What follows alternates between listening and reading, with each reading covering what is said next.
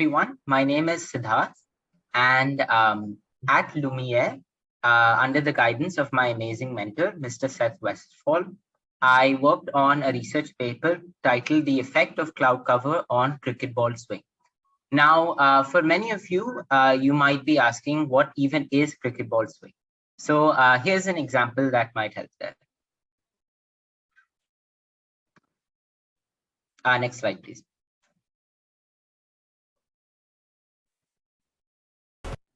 Ben Stokes is. Am I meant to play the video, Siddharth? Yes, yeah. Gone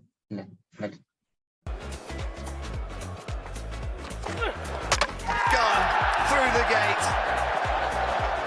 Beautiful late swing by Sam Curran. There's another failure for Dinesh Karthik. Inside edge this time. Okay, that's it. Yeah, thank you. Next, please.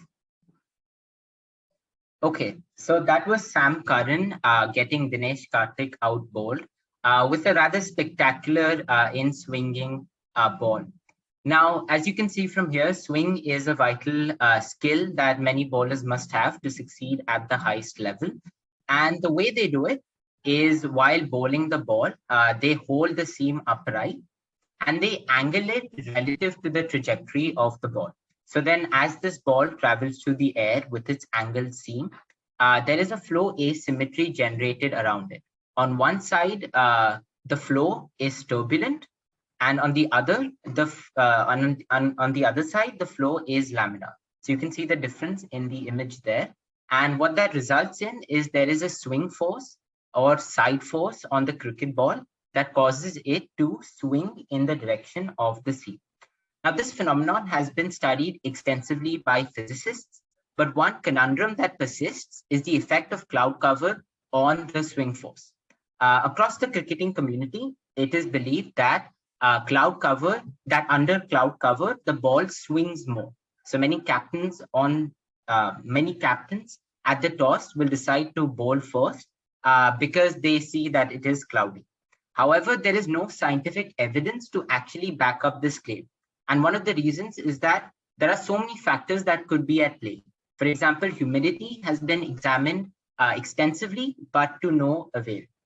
However, one promising factor that had not been investigated so far was reduced atmospheric turbulence, reduced free stream turbulence. So this is basically whatever turbulence is there in the air before the cricket ball passes through it. That's the general meaning.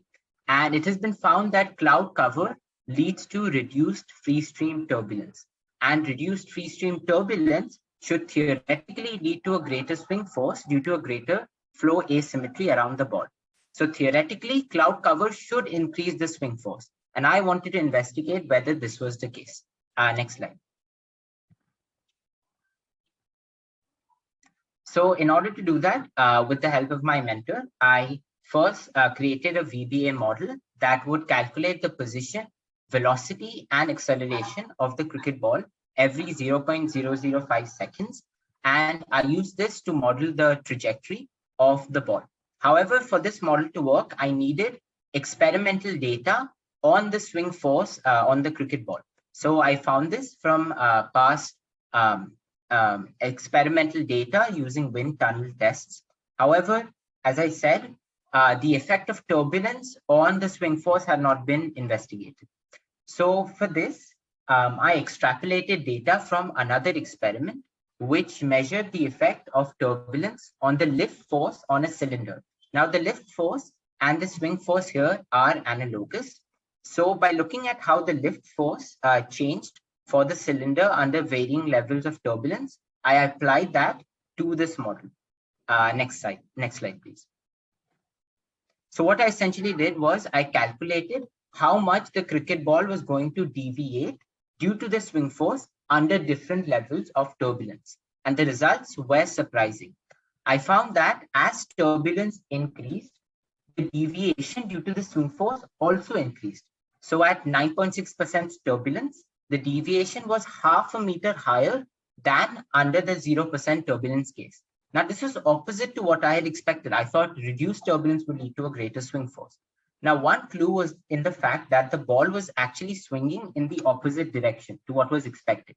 Now, this is a well-documented phenomenon. It is called reverse swing, but it is only supposed to occur at speeds greater than 80 miles per hour, whereas my model only investigated speeds less than 30 meters per second. So clearly, there was a discrepancy here. And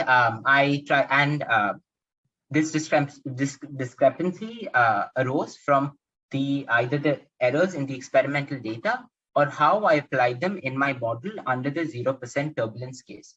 So what were the solutions? How could I determine the effect of turbulence on conventional swing? So I identified two alternatives. One was the 3D application of the vortex panel method that unfortunately proved too complex and implausible at this level, at this point in time.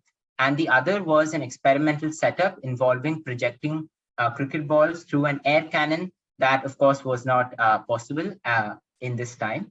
And so, unfortunately, although I did find that turbulence could increase reverse swing, the effect on conventional swing could not be determined.